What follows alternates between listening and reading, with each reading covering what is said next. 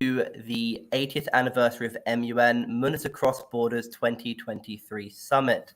My name is Philippe Lefebvre. I'm the director of MUNers Across Borders, and it is my absolute pleasure to be speaking to everyone today at this opening ceremony. Modern United Nations, since its founding, has quite literally impacted millions of lives and inspired youth and adults from across the world who are more connected to the international environment they live in. From Barack Obama to Ban Ki-moon, it has inspired people from almost every single country to try and get more involved in the world international system. The world has indeed changed very historically since 1943, and the role of youth and the rule of law are just two ways that we want to explore how it has changed since. This weekend, we'll be aiming to highlight the impact MUN has made and how youth can be involved in the United Nations even further more. Today in this opening ceremony, we are extremely proud to bring together two ambassadors who are both personally and professionally involved in supporting youth worldwide. His Excellency Ambassador Brian Wallace, the Permanent Representative of Jamaica to the United Nations, and His Excellency Ambassador Martin Kimani, Permanent Representative of Kenya to the United Nations. Small biography of both. Ambassador Wallace assumed the duties in September 2021, and before this, he had an extensive career in national and international legal and administrative systems, including at the International Criminal Tribunal for Rwanda and various roles within the United Nations Secretariat. Amongst his pursuits, he was also served as senator in the Jamaican Parliament, making notable contributions on the Charter of Rights and Fundamental Freedoms and other matters of national concern, and he continues to serve his beloved country in the interest of humanity in his current role as the permanent representative. This is the second time he's joined us for events around MUN, and we're very happy to host him today. Ambassador Martin Kimani, PhD EBS, is Kenya's permanent representative to the UN. He recently served as the President's Special Envoy for Countering Violent Extremism as the Director of Kenya's National Counterterrorism Center and in strategic initiatives in the Executive Office of the President. Prior to this, he served as the Permanent Representative to the UN in Nairobi, as well as the UNEP and UN Habitat, and he's a Fellow of the African Leadership Initiative and a member of the Aspen Global Leadership Network. He was Distinguished African Fellow at the South African Institute of International Affairs and hold a PhD in War Studies from King's College, University of London. Both speakers will have a small opening intervention, and after this, we want to have as an engaged and dynamic event as much as possible. So, really at this point, already start thinking of questions, and we will be able to bring you up onto the stage to talk to the ambassadors in person, so make sure your cameras are working, to really make this a very special opening ceremony. With this in mind, I would like to yield the floor to Ambassador Kimani for his opening intervention. Thank you very much for joining us, and welcome to the MUNers Across Borders Summit. Thank you very much, Philip, and it's an honor to be here with Ambassador Wallace. Good morning to all of you who are in this side of the world, and good afternoon and good evening to the others. I just wanted to take 5 minutes to tell you a bit about what's most on my mind and the mind of my delegation, and perhaps to look forward to interacting with you and what's on your mind and how you think I should be doing my job better. We're going through, well, you know, to be honest, the world has been in crisis for a very long time, and crisis is a human condition, and disagreement and conflict and disasters are all part of the human condition. And so it was before the UN was invented, and so it shall be through the life of the UN. I think the question is, how do we judge? By what yardstick do we judge our efforts? And I want to start there so that I think in just a few minutes to try and offer a broad framing of where I think we are and where perhaps we may end up in the next few years. And what you need to do to interact with that future in a way that is professionally and personally fulfilling to you. We were created during war, during World War II, one of the most disastrous wars in human history. You have studied this war and you have seen the enormous human carnage of that war. Coming out of that war, you had both the evisceration of an old world and the birth of a new one. There was an evisceration of the idea of nation states having untrammeled power and the ability to aggress at will. This had caused such enormous damage that the UN started being invented even as the war was going on, because there was the idea that this was unacceptable and that we had to change the way states operated. Colonialism also met its death knell during that war. When the war started, there were strong colonial empires in places such as Africa and elsewhere. These were global empires. By the end of the war, the process of decolonization had started, and the UN was playing an important role in that. In 1945, it was also agreed that to have peace and security, we needed first collective defense, but we also needed to be in a world where people had hope in the future. So this organization and our common organization needed to enable trade, development, and investment so that people's lives could be better. Thirdly, that the individual and the safety, security, and fairness with which the individual was treated needed to be sacrosanct. That's why we had a universal declaration of human rights. And these three pillars of peace and security, 1, 2, development, and 3, human rights, form the core pillars of what we do and the core pillars of what you debate. And they form the broad compound within which I and Ambassador Wallace operate to negotiate to the betterment of our own countries and to our collective betterment. So what has happened as that organization was being invented? A person such as myself was not in San Francisco or in London where these negotiations were being held. My father had been born and he was part of the British Empire, which had a seat at the table, but we didn't have a seat at the table. And I dare say many other countries and a majority of members today didn't have a seat at the table. So this organization that was built, this enormously impactful organization based on truly great human aspirations, perhaps the greatest in human history, was born without many of us being there to negotiate its shape, its powers, and its hierarchy of power. And for that reason, even as we struggle forward to advance those 3 areas, the way the world was designed in terms of power and privilege in 1945 continues to be the way we do business.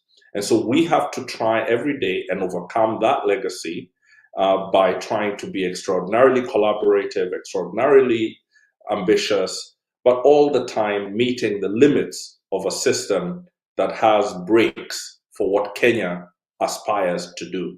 So we need the organization, but we also need to change the organization so that we can meet some of the goals that we have for our people. And that is why we need a multi-generational effort. The reform of the UN is not going to happen entirely in the professional life of myself and Ambassador Wallace. You're going to have to play a part in making a UN that is fit for purpose. And for that reason, you're going to need to come to diplomacy with more skills than I have. You're going to have to understand technology better. You're going to have to practice diplomacy in the age of artificial intelligence, which is going to be both a tool and a hindrance, opportunity and danger. And you're going to have to operate in a world that is ever shrinking because of the way information moves and the aspirations of our people. So I want to say that every time I'm doing my job, I try and engage with young MUNers all the time to speak to them about their own professional futures. And if there's one thing I would tell you, one single piece of advice is never opt for cynicism, because cynicism is the door to corruption, and corruption is the door to your destruction and the destruction of others.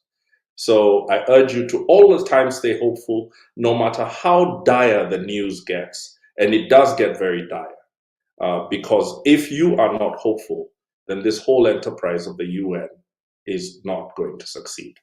Thank you. I think I took longer than I wanted to, but thank you. Thank you very much, Ambassador. Take all the time. It was a very inspiring speech, and I think that you are very skilled. There are no skills missing here, but indeed the future, I think, will bring new things to everyone, especially the UN. And I hope that some of the people here are going to be part of that. Ambassador Wallace, please, over to yourself, and thank you again for joining us today.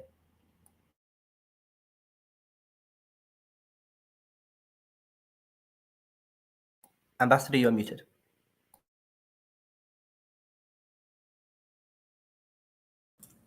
There we go. Thank you, Philippe. Thanks once again. Martin, it's good to see you. That was very inspiring. I think you conceptualized and contextualized what we're all about brilliantly, as usual. I always sit in admiration whenever you open your mouth to speak. So well done. And I think I could just hang up now because you've pretty much said it brilliantly. I think that was very inspirational for our young folks. But congratulations also to Model UN. You know, for 8 decades, Model UN has been like a small pebble, creating waves of change that touch every corner of the globe. And you know, your success is in large measure due to the dedication, energy, and talent of the participants. Seeing so many young people coming together in support of our organization is heartening. The UN, these United Nations, your United Nations, it was created 75 years ago for the peoples of the world. And not only do you represent their future, you are also showing up in the present and in so many ways taking charge of that future. So it is deeply encouraging to see that so many of you, the leaders of tomorrow, are already taking an active interest in our work. By coming together and assuming the positions of different member states, walking in their shoes, so to speak, you'll gain new insights. You'll come to understand that diversity of views is not a bad thing. Diversity brings innovation. Diversity forces us to think about each other more deeply, to find ways to understand each other better. It is therefore something to be celebrated and encouraged. This is how we learn and grow, how we become stronger, better, together. The UN itself, multilateralism in general, are currently going through one of those periods in its history where their role, value, and relevance are under scrutiny. This is not necessarily a bad thing, because from such scrutiny, we can also grow as an organization, as a system, stronger, better, together. And in these times of uncertainty, it is critical that those of us who believe in the values of justice, human rights, the rule of law, and international morality continue to speak out.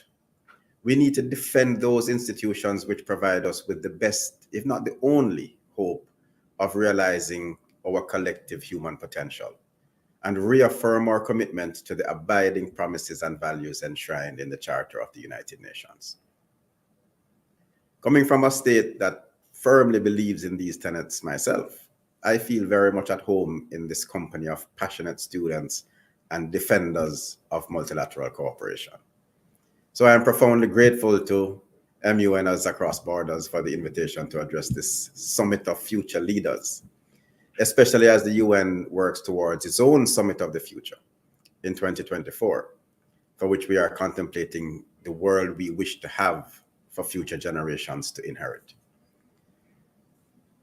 There are multitudinal crises that we're living through. COVID-19, the prospects of sustained economic slowdown and high unemployment, climate emergency, entrenched and systemic racism, resurgent nationalism, gender equality and oppression. All of these things are way too complex too multifaceted for any one nation to tackle on their own. These things are best tackled together. So multilateralism matters to all states. It is the lifeblood of international relations, as the UN's founders envisioned back in 1945, as Martin alluded to, with a determination to save succeeding generations from the scourge of war. In the years since 1945, the planet has faced daunting challenges. From the divisions of the Cold War, the vestiges and legacies of colonialism, and the shameful lack of action in the face of some mass atrocities. Even today, conflicts, injustice, and suffering around the globe underscore how many of our aspirations remain unaddressed and unfulfilled. But despite that, it is undeniable that no period in modern history has been more peaceful or prosperous than the one since the United Nations was created. This bold endeavor, despite its imperfections that, by the way, we are passing on to you to cure, we have endured because the overwhelming majority of people and nations continue to recognize that it embodies their interests, their values, their hopes, and it has proven itself to be a viable mechanism for peaceful and sustainable development. But in recent years, indeed in recent months and weeks, the system of institutions, regulations, and norms that have built up over the past 75 years has been subject to sustained and seemingly deliberate attack. This is short-sighted and self-harming. Any kind of regression from a rules-based system into power-based strategies will not result in a safer, more predictable, or prosperous environment for any country. And now, some would even question the value and relevance of multilateral cooperation. Jamaica believes it is not only relevant, it is vital, more so than ever before. Multilateralism is still our best tool for tackling big global challenges. Climate change, pandemics like COVID-19, the concomitant impacts on economies, on health, on education, on social progress. You know, we built the multilateral system in part to solve big, complex problems like these, where the fates of people around the globe are tied together, and where no single country, as we saw during the pandemic, no matter how powerful, can address the challenges alone. And so Jamaica will continue to work through multilateral institutions like the UN to tackle these issues and to prepare ourselves better for the crises to come. And so we need to determine how multilateralism can be defended and strengthened in light of today's challenges and those to come in the years and decades ahead. One method of achieving this, perhaps ideally, is through ensuring that young people are equipped with the tools and skills they will need as the future stewards of the earth, by providing equal access to quality education, something that Jamaica believes in and is working tirelessly towards. You know, we have model UN clubs in schools across the island. We have the participation of our own students in the Model UN program here in New York. And this plays a significant role in instilling universal values in the minds of Jamaica's future leaders: equality and tolerance, justice and progress, democracy and peace, and harmony among peoples and nations. In fact, in the coming days, I will be welcoming 104 students from 10 schools at the secondary and tertiary level, with whom I will be engaging here at the mission on the work and priorities of Jamaica at the United Nations. You know, Model UN strengthens the foundations built by other local initiatives, such as the National Youth Parliament, where the nation's brightest young people gather to deepen their understanding of parliamentary democracy and debate issues of concern in our House of Representatives. You know, similarly, initiatives such as the Jamaica Youth Ambassadors Program present opportunities for our young people, one of whom you will hear from later on today, to bring their advocacy efforts to the international stage through their representation of and in CARICOM, in the Commonwealth of Nations, and in the UN. So through these programs, the existence of and the need for multilateral cooperation in all aspects of our lives on a daily basis is reinforced. You know, today, the complex era of globalization has shown some perplexities, even some schizophrenia. Protectionism, ultra-nationalism, outright racism, and xenophobia have once again reared their ugly heads, sometimes in the most unfortunate ways and in the most unexpected places. In this 21st century, we hear so-called leaders harping back to the dog whistles of a bygone era to stoke their narrow, selfish political fortunes, uncaring about the dark past from which those tropes and practices emerged and whence they should be firmly entrenched and buried. Yet, with all its opportunities and challenges, the number of areas where multilateral action is needed is growing exponentially. You know, in the globalized world we live in, problems migrate more easily than people. They don't need passports and visas to travel. And so to address them, we need solutions that are equally attractive to the human spirit, the good parts of the human psyche, and which transcend national borders. We need all nations, big and small, coastal and landlocked, islands and continents, rich and poor, to work together. In other words, we need multilateral solutions. Only by multilateral action can we ensure that open markets offer benefits and opportunities to all, that least developed countries get the chance to escape the misery of abject poverty, disease, and disinformation by dismantling trade barriers, boosting technology transfer, promoting investment, and providing development assistance, debt relief, and aid. And I could go on and on. Climate, dealing with the new challenges of AI and cyberspace and digital technologies to make sure that these things are well regulated against human harm, but used for human benefit. So an effective rules-based multilateral system is the world's insurance policy against existential threats. And we know the awful cost of failing to provide that cover. So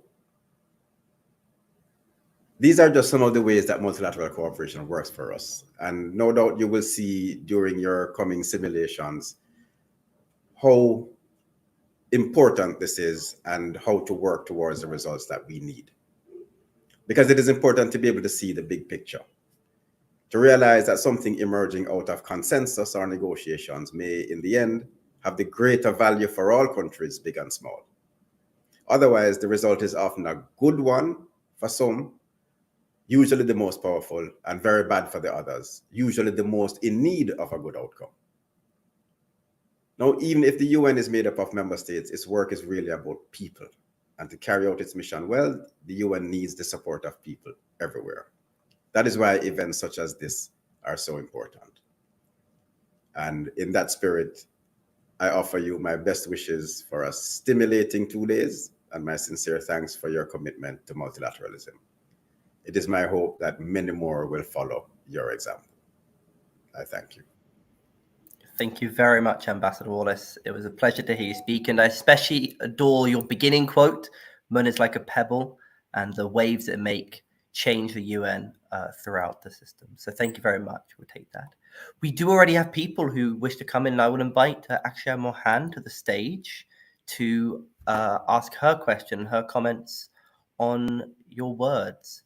So she'll be joining in just a moment. And for all others, do be aware that if you have a question for the ambassadors or just generally a comment, please do take the possibility. Akshaya, thank you for joining us, and please, over to you. Hello, ambassadors. First of all, thank you for this. Thank you for your, I wouldn't call it a speech, because I feel like a speech is something that's prepared and sometimes just runs over the top of people's heads. But this one, it got to me because I've been involved in the MUN circuit for 10 years now. And over time, my belief started getting eroded when I found out that maybe what we're discussing is not actually causing the ripples that it did. And it's so encouraging for me to just hear from both of you how you believe that the ripples still happen. I'm also currently a student of security and negotiation. And one thing that we keep talking about, and this discussion comes about in every class of mine, is how can small states transcend the power imbalance that appears when we get into a room in the UN, when we get into a GA or anything? There's a power imbalance that's almost implicit. We don't talk about it enough. And how do small states, how do the global South transcend that power imbalance and make it a truly rule of law governed, one state, one voice governed institution? Thank you very much, Akshaya. Would either of the ambassadors like to speak first on that? Maybe Ambassador Kimani, just because you spoke first previously. Thank you, Akshaya, for that question. My own country has a population of 50 million, so it's not a small population country. I think if I'll answer it in a more personal way, which is there are many things states with smaller populations can do, and they know best, but I know one thing they cannot do without, which is excellence and boldness in diplomacy. I have seen many times a diplomat from a country that is relatively powerless on a particular issue or doesn't have a lot of leverage, but because of their level of influence and the way they practice their craft, they find a way to get as much as is possible for their country. And so on any given day, you know how they say in sports, on any given day, the world champion can be beaten by somebody else. It's the same in diplomacy. Diplomacy, at the end of the day, our countries, the resources our countries have, the place they occupy, will most of the times determine many, many outcomes. But the excellence of the diplomat and their boldness and integrity can do a lot to tip the scales, and particularly the ability to convince others to build coalitions, to build groupings of mutual interest. So if I was in a small population country or a country that doesn't have as many resources, my country doesn't have a lot of resources, I would really invest in our diplomats and make sure that they are formidable at a professional level, which means I would have a system of recruitment that has a lot of integrity and professionalism. I would train these people, and I would look for diplomats also sometimes can get very comfortable and very set in your ways because there's a rhythm to it. And no matter what happens, it never quite affects you personally. You still get into your nice car and go to your nice house. I would really look for a few wildcard diplomats, people who have that sense of personal ambition and a bit of street smarts, and encourage them to be them, not just to conform. And then you can do a lot. And so, Akshaya, as you join diplomacy, retain yourself. It's you who convinces people, not a sort of model of what a diplomat should be. Philippe, before you jump in, Ambassador Wallace, I'm waiting to hear what you said, but I just want to thank Ambassador Kimani for saying that. That's genuinely very, very, it's very inspirational. And Ambassador Wallace, I can't wait to hear what you say. Well, unlike Martin, I am from a small country with a population of just under 3 million. And we have confronted this issue of how, as a small state, we make sure that our voice is heard in the multilateral arena. And I'm proud to say that Jamaica has done so quite successfully over many, many years. And Martin is right. It is partly because of the manner in which the individual diplomats who represent their country carry themselves, how they how they negotiate, and how they behave as diplomats. You know, respect is one of the hallmarks of diplomacy. If people don't respect you, they will not hear what you have said, and you could talk until they're blue in the face. But I think Martin has very adequately described the inherent values of the individual. From a broader state level position, for small states, what I think is most important is the alignment of your own strategic interests with principles. If those principles are unassailable in their arguments and they're aligned with your own strategic interests, then it multiplies the value, the volume of the words that you are saying, because they become hard to deny. It becomes hard to disagree with. And it puts the other side, if they are not in alignment with those principles, those unassailable principles, it puts them in a difficult position to defend their opposition to what you are asking for. And if you are recognized as consistent in upholding and standing up for those principles, you build up political capital over time, over years, over decades, that gives you an outsized voice on issues broadly. So be true to your principles and have your strategic interests aligned with them. And that gives you that strong voice in the room.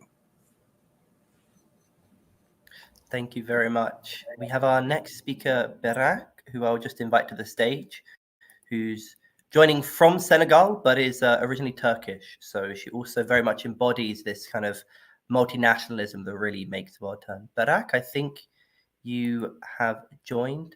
Can you speak to us? Hello. So, hello, my name is Berak Özdemir. I'm currently living in Senegal, Sali, and I'm in a French high school here. I would like to ask your opinion about youth empowerment in politics and diplomacy, and what do you think about making teens speak more in politics and diplomacy? Okay, how can we empower teens more in politics and diplomacy? Maybe I'll start with Ambassador Wallace this time. You have 104, if I heard that correctly, coming to New York. What are some of the ways that Jamaica or yourself have tried to promote that forwards? Well, as I alluded to in what I said earlier, we have various avenues at home that expose them to sort of simulations of the roles that they will have later on when they have actual power through our parliamentary opportunities that they have. There's a youth parliament day when they come in and they represent the constituencies of the island, and they have an opportunity to prepare and advocate on policy issues there. We support and promote the Model UN program. We have, as I said, 104 coming up to participate here. But even in the multilateral space, there is a very strong push now at the UN to ensure that young people are embedded in all processes. And with the establishment of the UN's Youth Office, that process has become institutionalized. And so I don't think that there has ever been as many opportunities as there are today for the voice of youth to be heard across the board as we move forward. One important thing as well, I'm going to just flag as something that we're at the beginning of the discussion stages about, is how we deal with issues concerning future generations. As we move into looking at the Summit of the Future in 2024, a part of that process is looking to see how we can embed very long-term thinking, essentially, which means we can't rely on the wisdom of the 1940s to forecast what the needs are going to be for 2100. That is going to require even greater engagement and advocacy from the younger folks who can see that future more easily than we can. So I think that there really are great opportunities for young people now. It should be an exciting time for young folks who want to enter into this realm of multilateralism. Thank you very much. Ambassador Kimani, anything you'd like to add, maybe from the Kenyan experience, what Kenya's trying to do to bring youth in politics and diplomacy? Yeah, thank you, Barak. And in Senegal, such a beautiful country. Well, we've got a very active MUN community in Kenya. We have a very dedicated group of young people who study international relations and want to be in diplomacy. So we interact a lot with them. But I do have to say that I think we're still, in a way, a bit set in our ways. And so we're hoping here, at least in New York, I can say for my delegation, we're really hoping to learn from young people, and especially how technology will be used in the future in diplomacy in terms of policy. So I think the two things is, one, whenever us diplomats in Kenya are asked to talk to young people, we do. We have internships. So we have all the formal tools of engagement. But I think we're in a new age now where we're going to need to do as much listening and learning as diplomats, as much as we teach and young people. And one of the areas that I'd really like to point to is on the impact of artificial intelligence on diplomacy, not as a policy issue, but in terms of an aid. One day, you will walk into a conference room, which will have other diplomats seated in that conference room. You'll be wearing glasses like Ambassador Wallace, and the glasses will take a photo of everybody in the room. Your AI engine will go on to find out all the who all those people are, find out all what they said on social media, everything they've ever written that's publicly available, including their institutional affiliations. Your personal algorithm will know your aims for the meeting, and it will start immediately giving you scenarios and propose talking points, because you'll have been training it on your own work. And as all the participants speak in real time, it will transcribe and analyze what they're saying and propose to you the best way to influence them, given their stated interests in their background. You have a little earpiece that will translate everything that is said in real time using voice cloning, so it'll sound just like the person talking, and it'll be indistinguishable. And in an instant, you'll be able to speak 40 or 50 languages, if not more. That's the future that's coming, and it's going to be a race for who has the most powerful algorithms that aid their policy and their diplomacy. And so those who do not focus on that time are going to be left behind, and the powerful countries with a lot of resources are going to build the world's most powerful algorithms. And if you come from a smaller country or a country without as much resources as Kenya, you're going to have to catch up through that gap through sheer comfort in that new technological environment and your ability to leverage what you can to the best effect possible. That's a future that's coming. And I think you who are listening have a better grasp and a better opportunity to plunge into it and then pull me toward you, so that as I just learn just a bit, and then in a few years I retire and leave you to it. Thank you. Thank you very much. A slightly scary future, but no, that's a realistic one. Thank you very much, Barak. And when you're done, just like, what Ambassador Wallace said, when you go into the principles through the study of history and the study of philosophy and the study of ethics,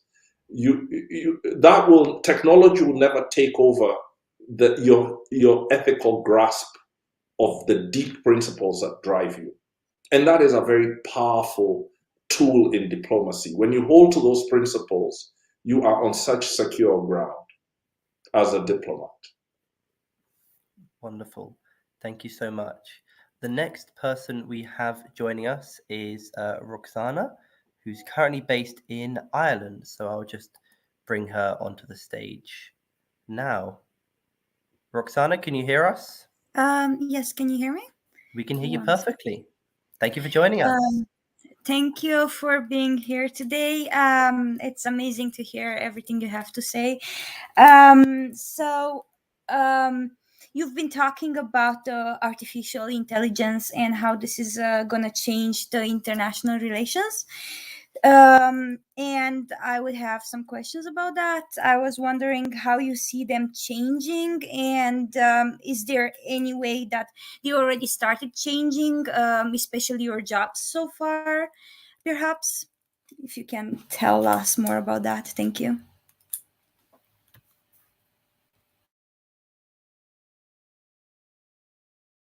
You're muted, Philippe.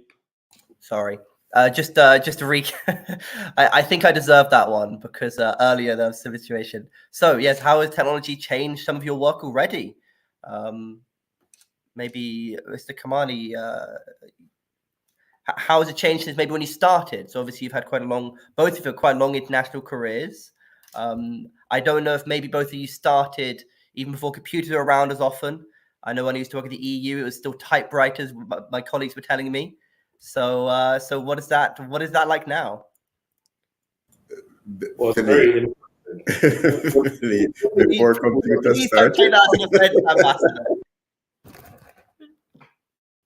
We were sitting in the Security Council. We were sitting in the Security Council until December, and at that time, technology was both an advantage and a vulnerability. We were very conscious of our information security. Who is listening to your call? Who is trying to breach your communications and understand the decisions you're trying to make? So in those instances, we were split into two. We had a high-tech aspect where things were less confidential, and a total zero-tech approach when the issues were confidential. You're in a room, there's no phone in the room, all the phones are outside, the discussions are there, they're on paper, typed, not on a gapped computer. So these are typical practices. Here in the UN, there's a lot of intelligence gathering and espionage that happens, particularly when you're in the Security Council and other sensitive positions to the great powers, especially. In terms of right now, our mission has taken up ChatGPT, and we are starting to use it to generate fast drafts. We're finding it has a lot of inaccuracies. It's not been trained on a lot of UN documents, but it's a good way to make fast drafts. Our experts spend a lot of time reading huge reports. So this coming age of not even real AI, but the machine reading is going to cut down the amount of brute work that has to be done by junior officers. And if we are good at it, it should help us equalize our mission's technical abilities. You will find here in New York, you'll find that the richer countries have missions with 200, 300 people. And some of the smaller missions have 2, 3 people. And they're both trying to follow what goes on in the UN. So technology is going to have to be how you try and minimize that gap. And a lot of it has to do with the head of mission and his attitude to technology. Absolutely, exactly so, Martin. And we haven't started to use the chat GPT or whatever it is just yet. I think we're waiting for a few of those kinks to be ironed out. So we're still doing things the hard way, even though we are one of those missions with there are 4 diplomats and myself covering the entire gamut of UN processes. But it's as inevitable as the day. And so you either learn how to use it and to make it value to you, or you get left behind. And that's just the way it is. It's there were not long ago, even something as simple as email messaging, not to mention WhatsApp diplomacy, didn't even exist in a meaningful way. You know, capitals would tell you an email is not an official document. So in as much as that has changed now, and everything is done by email, except for a very few note verbals and so on that still have to be sent through the usual diplomatic bags and channels. The use of AI in diplomacy is inevitable. I don't think we have settled on exactly how the best way will be for this to happen. But I think we learned a lot of how to use technology generally during COVID.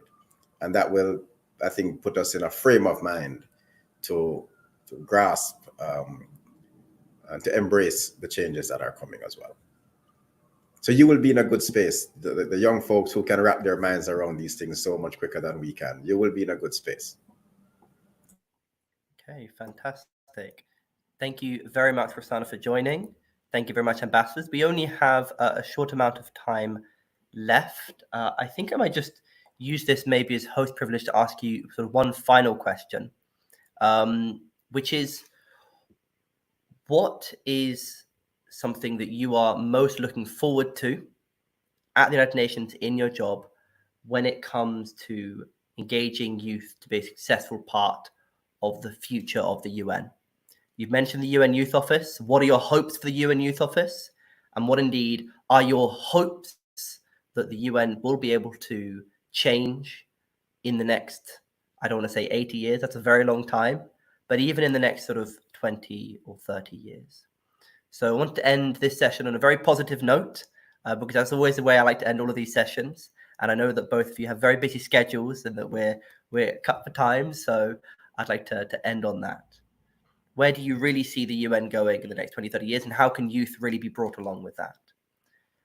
I will perhaps give it to Ambassador Wallace to begin with, and then Ambassador Kimani, if you would be so kind as to then end the session on that, please.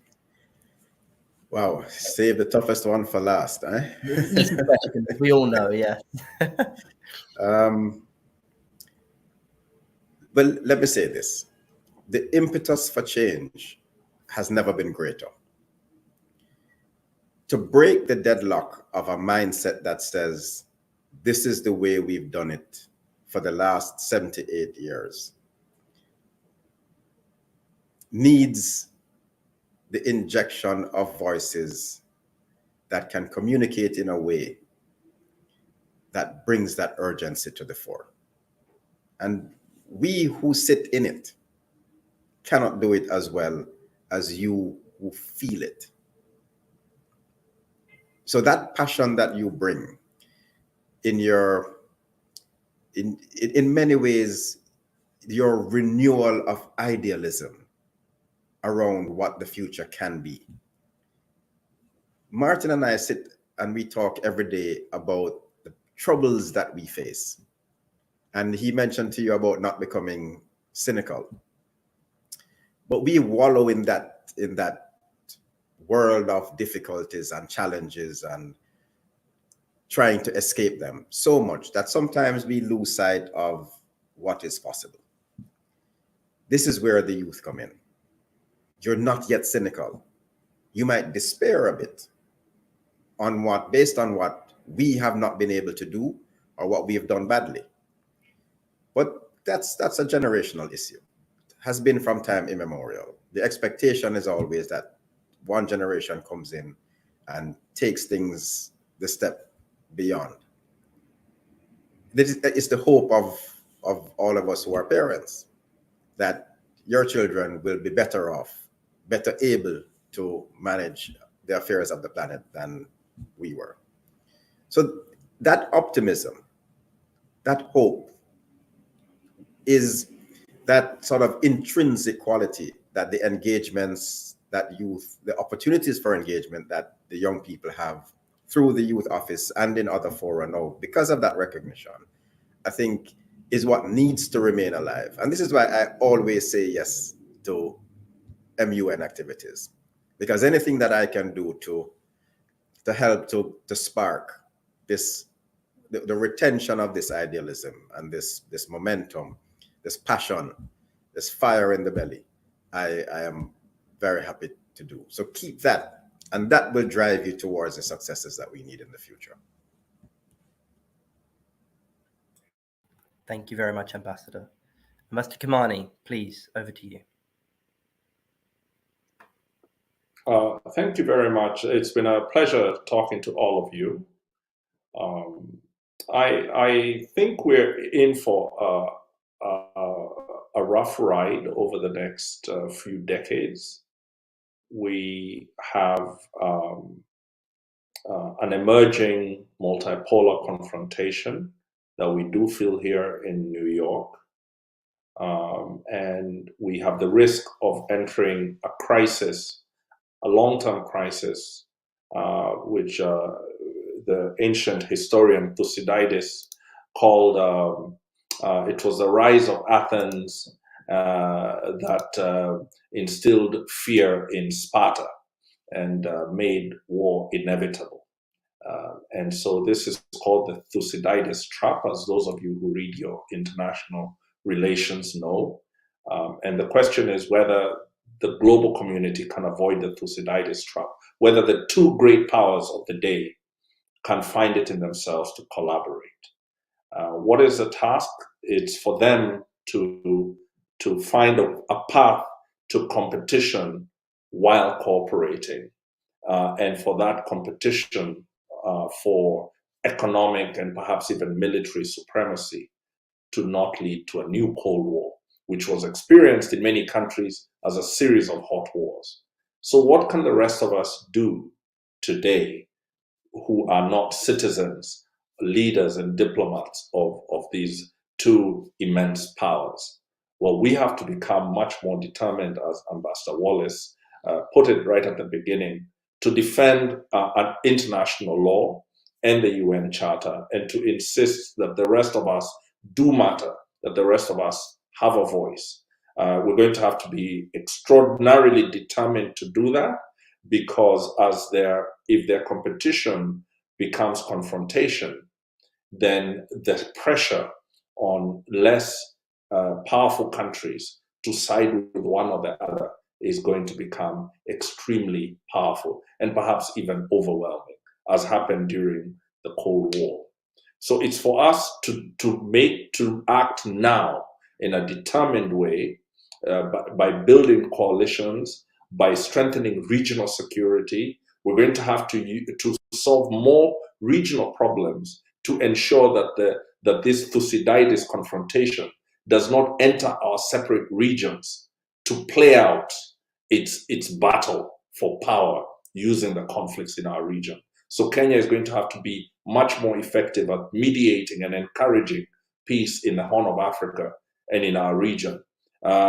Haiti, elsewhere, we're going to have to deal with the problems before they get necessarily to the global level. And if we don't do that, we're going to have a very hard time, because multilateralism will increasingly depend on how effective regional multilateralism is. If it's not, and the two powers are fighting here in New York and elsewhere, we'll have a very hard time solving those regional problems. So it's for us now to take that approach. And it's for you, you're going to find this problem when you become diplomats, and it's for you to really learn a lot and be ready to take it on. Thank you. Thank you very much, Ambassador Kimani, and to you, Ambassador Wallace, and to all of those watching here in the Air Meet and the hundreds who are watching on the streams as well. Thank you very much for joining our opening ceremony of the MUNers Across Borders 2023 Summit. This is just but one of 18 sessions over today and tomorrow, with tomorrow being the 80th anniversary. So we thank you very much. Look forward to your continued participation. And once again, a round of applause to the speakers, a digital one, as it were. We'll be ending this session now. The recordings will be available afterwards, and look forward to seeing you at our next sessions. Thank you again, and have a wonderful rest of the morning, afternoon, or evening. Goodbye.